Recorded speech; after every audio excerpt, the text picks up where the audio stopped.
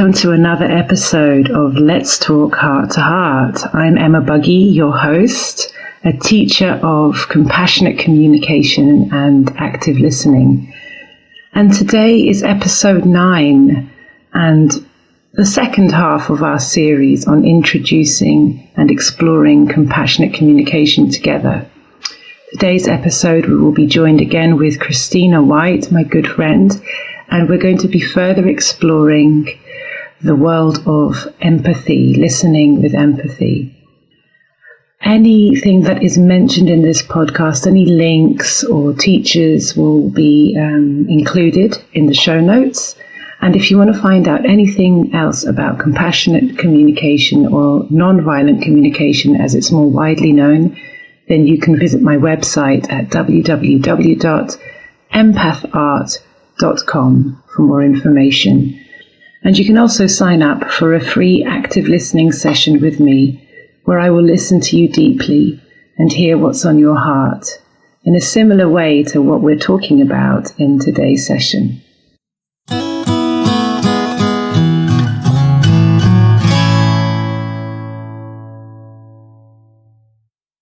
So today is going to be a continuation of last week's podcast with Christina when we spoke about empathy. And Christina's here with me again today to continue that conversation on empathy, listening to each other with empathy.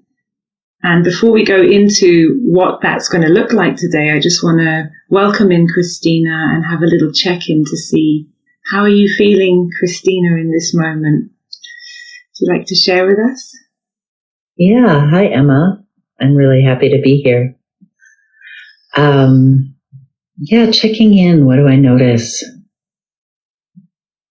I notice I have a smile and a feeling of excitement to see you, and some wish in a way that I could check in with the people who listened and maybe tried noticing last week and see how it went and hear people's experiences. Yeah, there was this moment of wishing you had a little call-in line or something so we could hear people's adventure over the last week. I think that kind of sums it up. I feel very enthusiastic. And how about yourself? I feel nervous today. I feel nervous because I'm in a transitional space right now. I'm in France right now, so today I'm recording the podcast from France. There's many changes happening, and I noticed that my presence, being present with myself, is a little bit harder than usual. And I guess that's where the nervousness comes from, because I really want to be present. And I noticed when I heard you speaking about this line where we could speak to the listeners, I thought, wow, that would so meet my need for presence, because I could really connect with people who are listening right now. And actually it brought presence to me because I was listening to you. So I think already I noticed that nervousness falls away. Yeah. So I'm just going to give a little recap of what we did last week.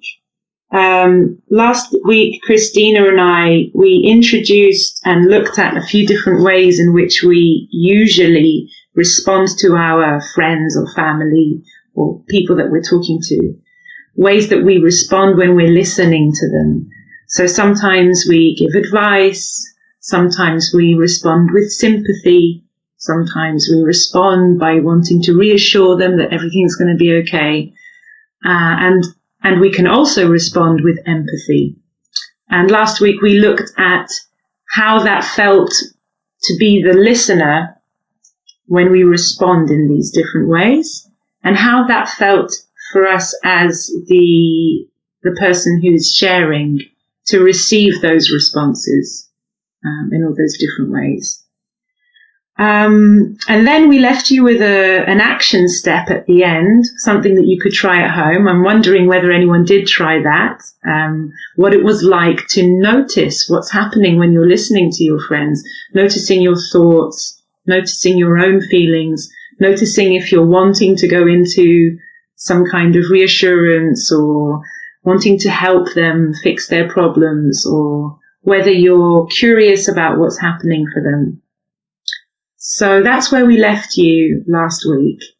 And this week we're going to be giving a few tools for you to use, like ways in which you can invite presence into your listening and go from that place of noticing into maybe having some active role that will help you to connect with the other person, that will help you to understand what's happening for them, that might help them to really feel heard and understood by you. So that's what we're going to do today. Yeah. Did I leave anything out, Christina? I'm still very enthusiastic. Cool. So, yeah, I think the first thing we wanted to talk about was how it is for us when we start listening. So, Christina, what's one of the first things that you do when you start listening to somebody? Yeah. The first thing I do is really get a sense of my own body. And for me, that oftentimes means feeling my feet on the ground, feeling my sits bones in a chair or wherever I am, and having a sense of being in my body versus just being in my mind. And sometimes that can take me a little while. That would be the first thing for me. How about for you? Actually, it is the first thing that I do. And if I have a session with someone when I'm listening, quite often I like to do that together. And I invite us to have 1 minute of silence so that we can both relax into the moment of being together.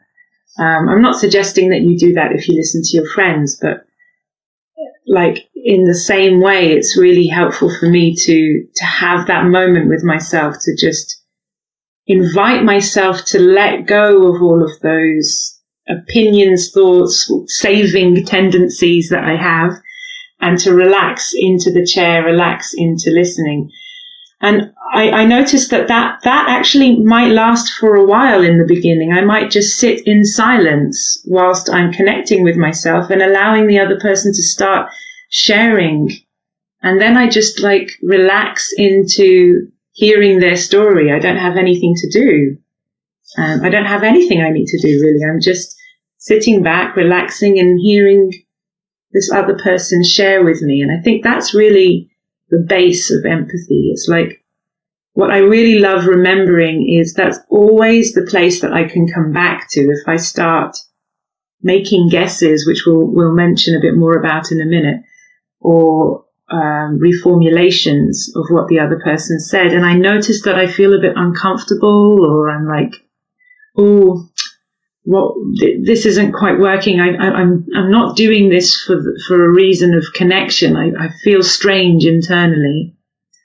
If I notice any of that coming up, then remembering that I can just come back to silent listening for me is such a relief, actually. It's a huge relief. Yeah. Yeah. I wonder how that is for you with silent listening. Yeah, I really like what you say as like this being the base of empathy. For me, I think the same. For me to just be with someone is, yeah, sometimes it's the most comfortable, relaxing feeling of presence that I have, is just hearing them. And as someone who is sharing, I notice lots of times that's all I really want. That's all I need, is just to have an ear of someone who's actually present, though. There's a big difference between me sharing what's going on for me while you're looking at your phone or, looking out the window, and really feeling that you're with me and hearing everything that I'm saying. Yeah. I think this is why for me, silent listening is really the foundation. That everything else is it can be helpful in making more of a connection or helping me get clarity.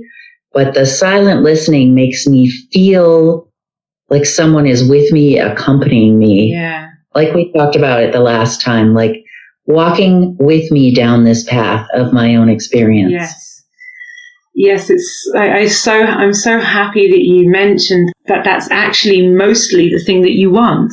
But for me, it's also like that. There's many times when I just really need the space to vent and to clear all of these thoughts and energies. And I just want to, blah, and having someone who's just really with me and looking at me, and I can see in their posture, in their eyes, they might be spending some moments internally thinking, connecting with themselves, and that there's nothing wrong with looking at something else or looking at your phone. It's just a choice. It's a choice to say, right, do I want to be present in this moment? Do I want to listen with empathy? Do I want to be fully here for that person in a present space? And if yes, and I really am there, it's such a delicious experience to be heard in that way. Like, I've been brought to tears just by me expressing myself and someone listening. They haven't said a single word. I just ended up crying my eyes out, and I'm like, oh my God, thank you so much. And I have so much appreciation towards them. And they've simply sat back and listened. It's so powerful. Yeah, I like how you say this, Emma. Like, you can be brought to tears by just having someone present and listening to you. There's something so powerful in really feeling like you're not alone in your experience. And I think for me, that's one of the greatest gifts of empathy is, like we've said before, accompanying someone down the path of their own experience. Yeah. And I also really like that you brought up people being on their phone or distracted doing other things as being really natural. Like, that empathy is just one choice of many ways of being with people. And yeah, I really love kind of reiterating that this is in no way saying this is how one should or needs to communicate with another to be heard or seen or understood. It's just one way. Absolutely. Yeah. Yeah. It's really just one way, and it's just one way that we might choose at certain moments when it feels nourishing for us. And at other moments, it doesn't serve the communication in the way that we want it to. You know? I love that you bring this up, because I think this is one of the most important things about empathy for me that I don't think we talked about in the last podcast. And that is that to listen to someone else with presence, we really have to have space ourselves. Yes. Yeah. Yeah. And that when we're full or we're in pain, it really is not possible to be in empathy with other people. We might have a tendency to stretch ourselves and try to listen anyway. But it usually is felt by the other person. It's really usually painful to us and not effective for them, and can create more distance rather than closeness. Yeah, I really love what you've just said there, Christina, because it's something that's so present in my life at the moment. And all the way through initially learning NVC in the first few years, I noticed that so many times I would go to empathy, listening with empathy, because I had this notion or this idea that it's the only way for us to connect right now because we're having an argument or we're in the middle of something. And so I must listen with empathy, even if I'm not feeling ready to do that. And it's caused so much damage. Like, for me, there's even now, sometimes I notice that I will go into listening with my partner when we're in the middle of an argument, And I'm not 100% fully there. I haven't made that conscious choice to sit back and be with him, because there's still so much pain going on internally with me. So I really love that you say that, because it's just such a continuous thing that I want to remind myself. If I'm not there, if my pain meets his pain and I try to listen, we're just going to be clashing with each other. Even if I do all of the outer actions, like sitting down, sitting in my chair, telling him I'm listening, but internally I'm like, ah! Then I'm not going to be able to listen. So in those moments, I would go towards self-empathy or take time out in order to be able to come back and listen at another time. Yeah, I'm curious hearing you talk about this, Emma, if you have any examples of the price that you pay when you're both really in need of empathy. And there's a nice little phrase I like called empathy collision. Yes. Like when both people are full and one person is trying to listen, but really doesn't have the space for it. Yeah. I have loads of examples. So I notice with myself when I have, 60% spoken myself into this thing of, yeah, I'm listening with empathy right now, but there's 40% of me that's still like, oh, I'm in pain. I'm really pissed off with this person, or they just don't get me. But, I've chosen to sit down. I'm sitting in the seat. I'm listening, and he's speaking, my partner, of course, because this is where the real life happens. He's speaking. He's sharing his heart. And then in my mind, I noticed that I wanted to defend myself. That there's a moment where I'm about to, if I don't catch it, I'm about to jump out and go, bah, bah, bah, bah, bah, and defend myself. And bring it back to, that wasn't my intention. That's not really what I meant when I said that, or blah, blah, blah, blah, blah. And bring it back to me. Or I might actually even do that. I won't even catch it. I'll do that. And then the other person, my partner, is stopped in his flow of sharing. He then gets frustrated because you can see him moving back. His body moves backwards in the chair. He looks at me as if to check, are you with me? Or were you actually listening? Or is it safe for me to keep going, to keep sharing this vulnerable stuff? And then it can easily become a dance of defense, defense, defense, defense. And actually we can totally lose the thing that he was really sharing. And it can actually become an entire argument about who's listening to who, and you said this and then I said that, and then it's war. It's full on war. That happened a lot more in the past, but it still happens now, even with all of this experience and practicing. If I do not check with myself that I'm willing and I'm fully open and I've actually made a choice to sit down and hear him, so it's really important for me to make that choice. And it's really important for me to take moments with myself if I notice that I'm not willing to make that choice. Or in the middle, if I notice that I was in choice and then I heard something and I got triggered, I really want to slow down and take time out and mention to my partner, I notice I'm not able to listen at this moment. Can I take a minute to breathe and just be with myself and check if I can come back to you? And that is really an ongoing practice. We're still learning how to do that right now as I speak.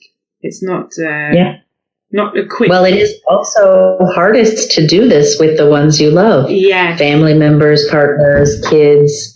This is where all of our patterns are most ingrained. So it makes sense to me that, bringing this to your relationship would be kind of an ongoing learning experience for both of you. Yeah. I'm glad I brought that up, because I imagine people might be listening at home and they could be trying this for the first time with their partner or with their mum. And then they go, oh my God, that doesn't work at all. I'm never doing that again.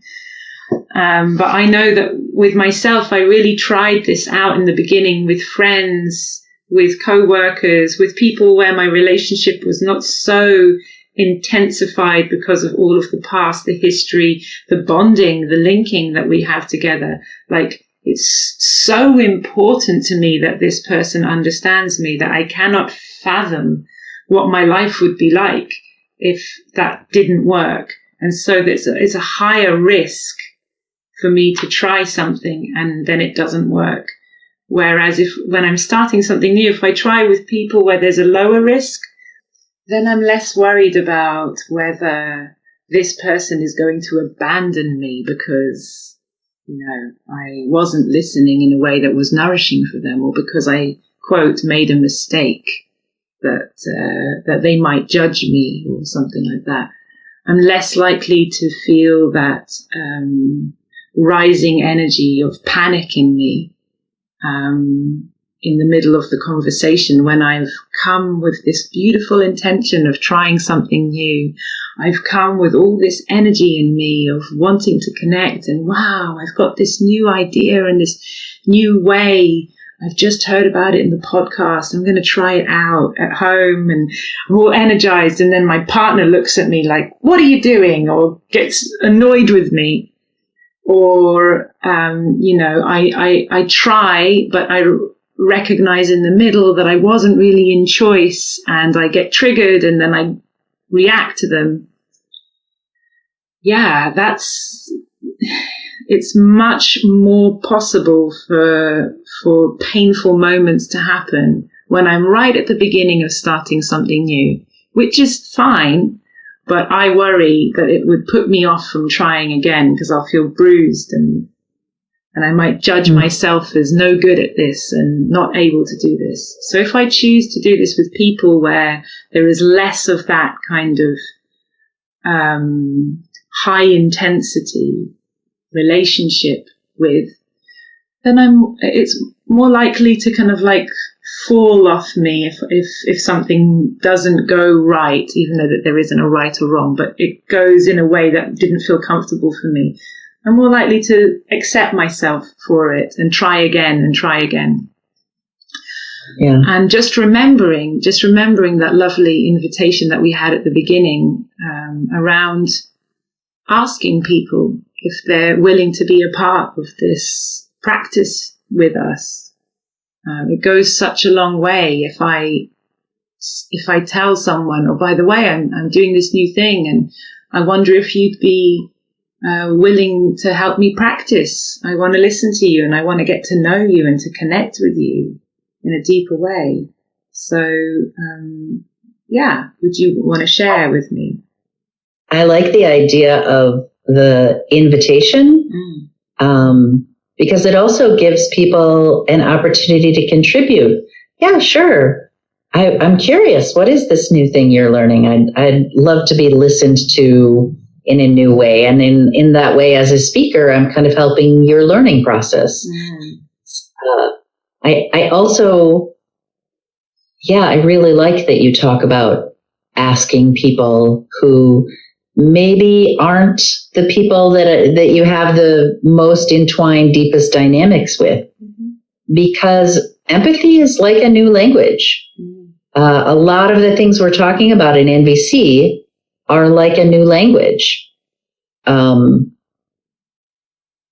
And you don't normally, let's say if you're learning a new language for the first time, you don't start by practicing in an argument and expect the words to flow easily. You start with, how do you do the weather is nice today? Like places where there's less risk and emotion involved. And it also, it's just a great way to practice. I love the way that you gave that example of like, how do you do what's the weather in a new language? Because you're right. It really is too much of a high risk place to start in the middle of an argument or high emotional situation. Yeah. And also one other thing that I love around this new language thing is, for me, it's actually remembering a forgotten language. It's like that is really closer to my natural state as a human being. When I look at children, and I see the way that they react to each other at the beginning. When they're really babies, they react to other human beings. Like a mother cries, or even a person cries in the room and the baby cries with them.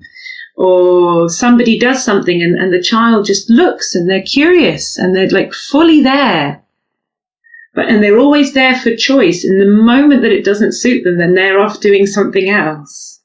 So children, I believe, in that really early point of life, the first 6 months, are so much more connected to that natural flow of empathic curiosity than we are now as adults, in a world full of judgment, a world full of expectations and certain behavioral patterns and ways. This is how you should behave. This is how you should think. This is how you should have a conversation.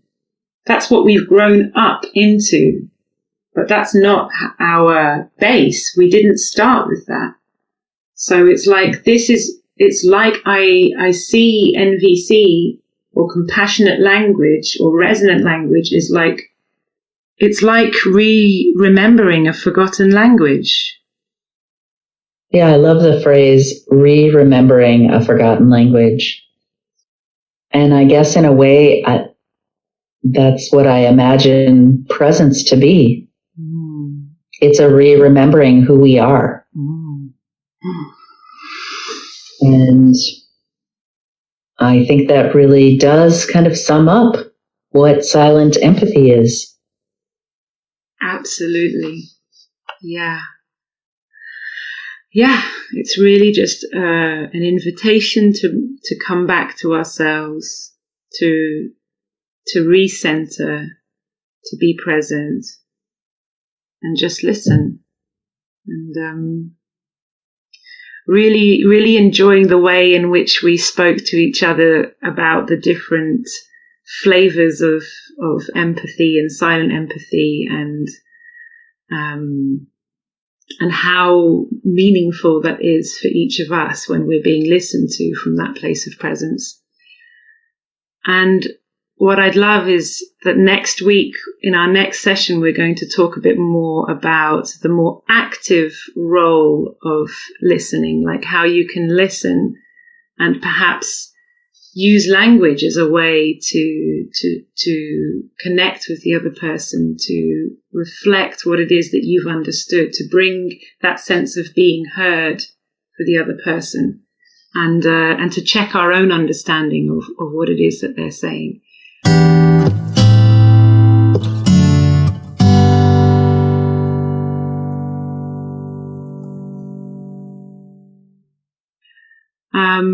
So I guess for this week, what I'd really love us to do is to kind of come up with an action step that people could do at home, something that they could do between this session and next session, where they can practice a little more deeply that noticing what's happening as I listen silently, as I come back to the base of empathy and listen to my friends without saying anything in the meantime.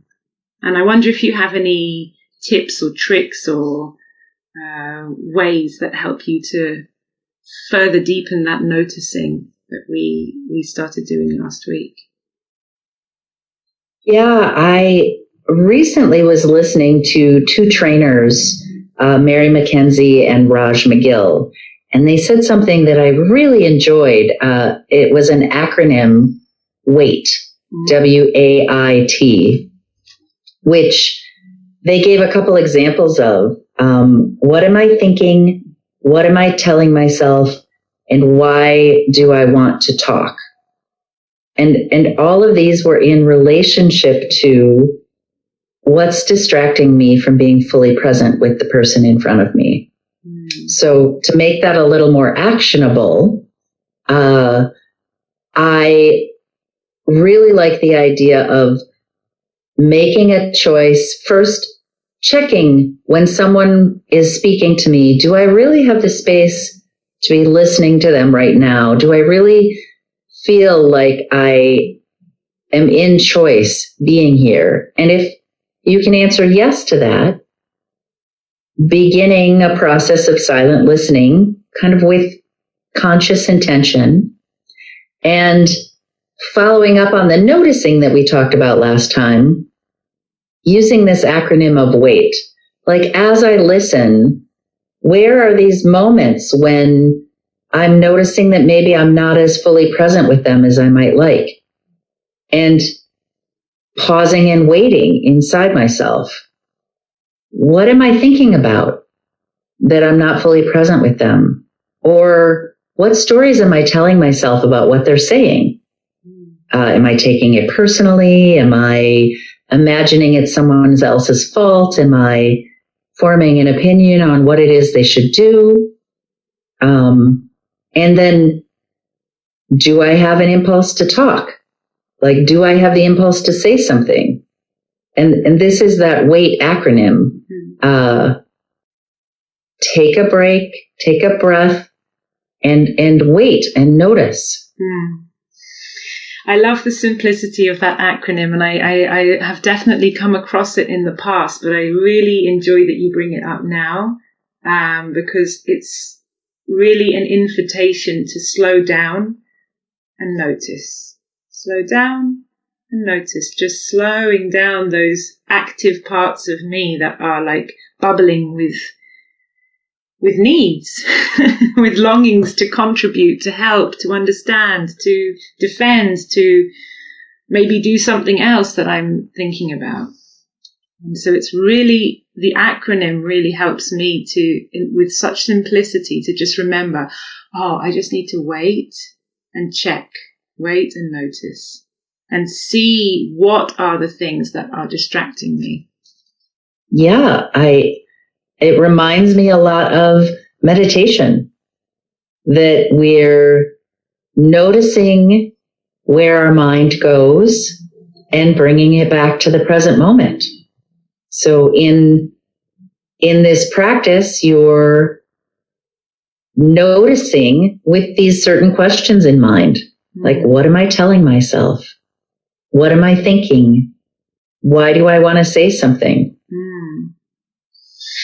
And just bringing in that element of curiosity about what's happening in my inner world as I listen to this other person. Yeah. Like becoming curious with my distractions rather than judgmental towards them.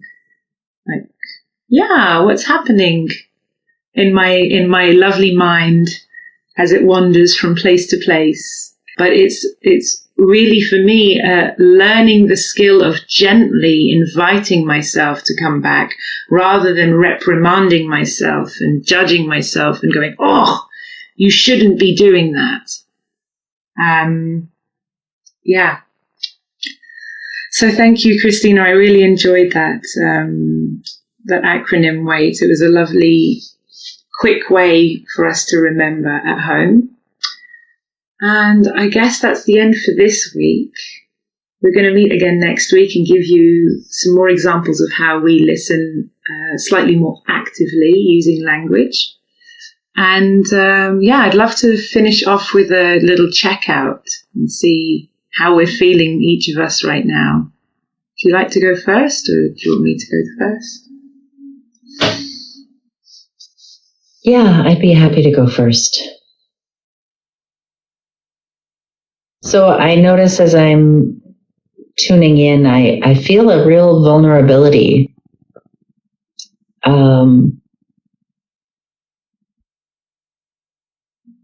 Again, this topic of empathy is like so near and dear to me that I really worry about being able to describe it in a way that's useful to people. And silent empathy in particular, like having a 20-minute talk on silence is kind of funny in a way.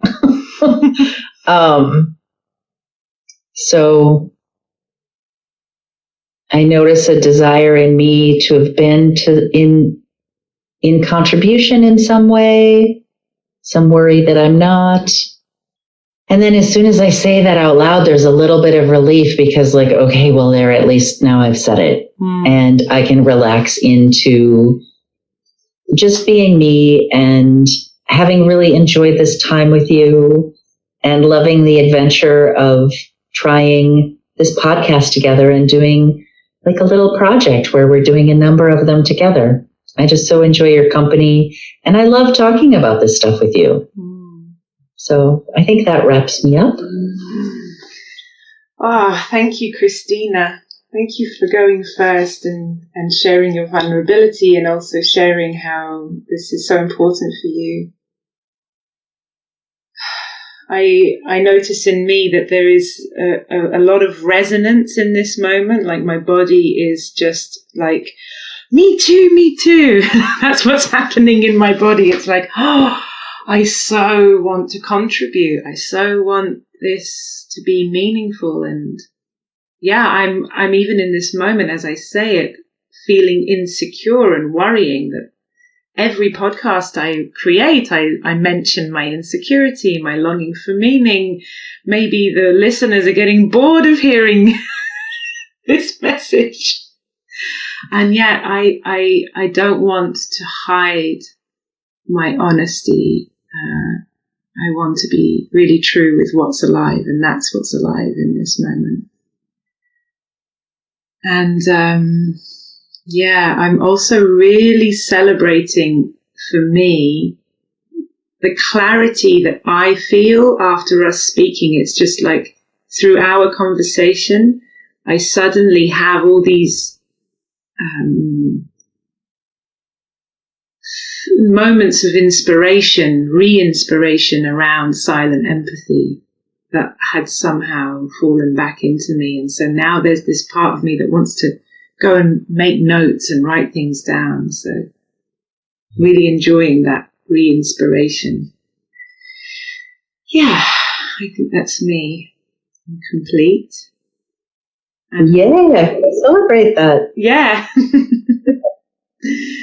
Yeah, here's to being re-inspired, and I really look forward to us meeting next week and talking more again about empathy, Christina. Thank you so much for joining. Thanks for having me. Bye. Bye.